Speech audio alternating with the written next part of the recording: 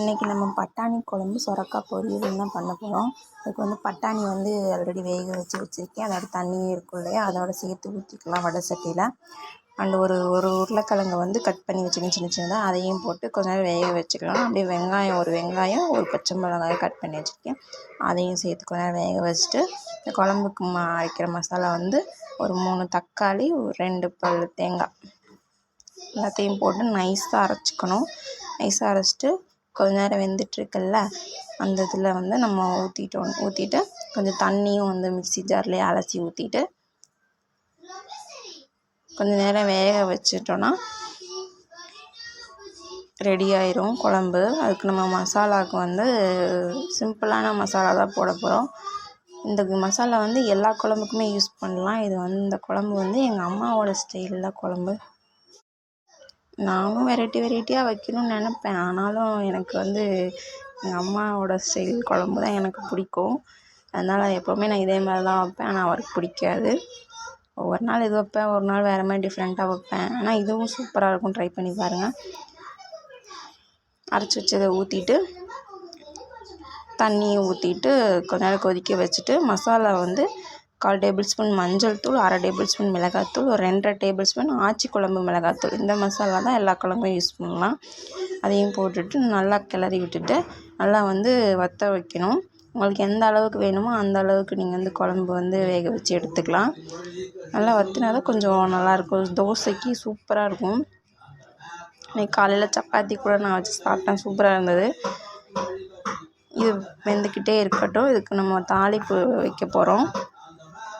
என்னென்னா சின்ன வெங்காயம் வந்து கொஞ்சமாக கட் பண்ணி வச்சுருக்கேன், அது கருவேப்பிலை, வரமிளகாய், இது எல்லாத்தையும் வடை சட்டியில் போட்டுட்டு நல்லா வணக்கணும். இந்த வெங்காயம் வந்து கொஞ்சம் பிளாக் கலர் ஆகிற வரைக்கும் வதக்கி போட்டோம்னா டேஸ்ட்டு அந்த வெங்காயத்தோடு சாப்பிடும்போது சூப்பராக இருக்கும். இந்த அளவுக்கு வணங்கியிருக்கணும். பார்த்திங்களா எப்படி இருக்குன்னு. இதை வந்து நம்ம தாளிப்பு போட்டுக்கலாம். அவ்வளோதாங்க, பட்டாணி குழம்பு ரெடி ஆயிடுச்சு. முன்னாடியே தாளிச்சிட்டும் நீங்கள் குழம்பு வச்சுக்கலாம். குழம்பு வச்சுட்டும் தாளிச்சோன்னா இன்னும் அந்த மேலே அந்த கலர்ஃபுல்லாக பார்க்கும்போது அது ஒரு சூப்பராக இருக்கும். எனக்கு ரொம்ப பிடிக்கும். அப்புறம் அதே சட்டியில் வந்து நம்ம வந்து சொரக்காய் பொரியலும் பண்ணிக்கலாம். அதுக்கு அதே ஒரு வெங்காயம், ஒரு வரமிளகா, கொஞ்சமாக கருவேப்பிலை போட்டு கடுகு போட்டு நல்லா தாளிச்சிட்டு சொரக்காயை வந்து தோல் எடுத்து சீவிட்டு சின்ன சின்னதாக கட் பண்ணி வச்சுருக்கேன். நான் நைட்டே வந்து கட் பண்ணி வச்சுட்டேன், காலையில் டைம் இருக்காதுன்றதுனால. அதை வந்து அப்படியே போட்டுக்கலாம். போட்டு நல்லா கிளறி விட்டுட்டு உப்பு எவ்வளோ இருக்குதுன்னு பார்த்தீங்களா? இனி இது வணங்கி இது பண்ணும்போது கம்மியாயிரும். அப்படியே கொஞ்சமாக வந்து மேலே உப்பு போட்டுக்கலாம். சால்ட்டு போட்டுக்கோங்க, கல்லுப்பு போட வேண்டாம். ஆனால் அது வந்து இதாகாது. சால்ட்டு போட்டிங்கன்னா கொஞ்சம் நேரத்துலேயே கரைஞ்சி காயோட ஒட்டிக்கும். பையனும் வந்து அழுதுட்டுருக்கான். அப்படியே கொஞ்சமாக ஒரு டேபிள் ஸ்பூன் வந்து கரம் மசாலா போட்டுக்கலாம்.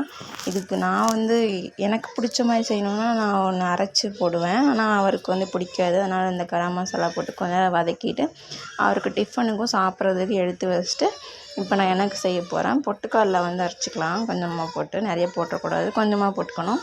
உங்கள் அளவுக்கு ஏற்ற மாதிரி போட்டுக்கலாம். அதை வந்து நல்லா அரைச்சிட்டு இதை வந்து பாதி எடுத்து வச்சுட்டேன். மிச்சத்தில் தான் நான் வந்து எனக்காக பண்ண போகிறேன்.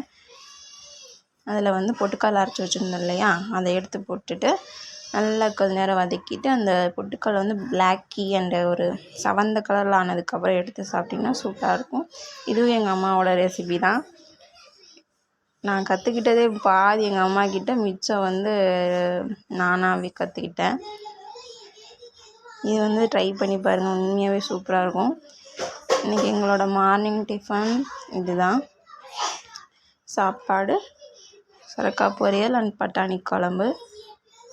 இதே மாதிரி ட்ரை பண்ணி பாருங்கள். இன்னொரு vlogல பார்க்கலாம். Bye. Like and share and subscribe to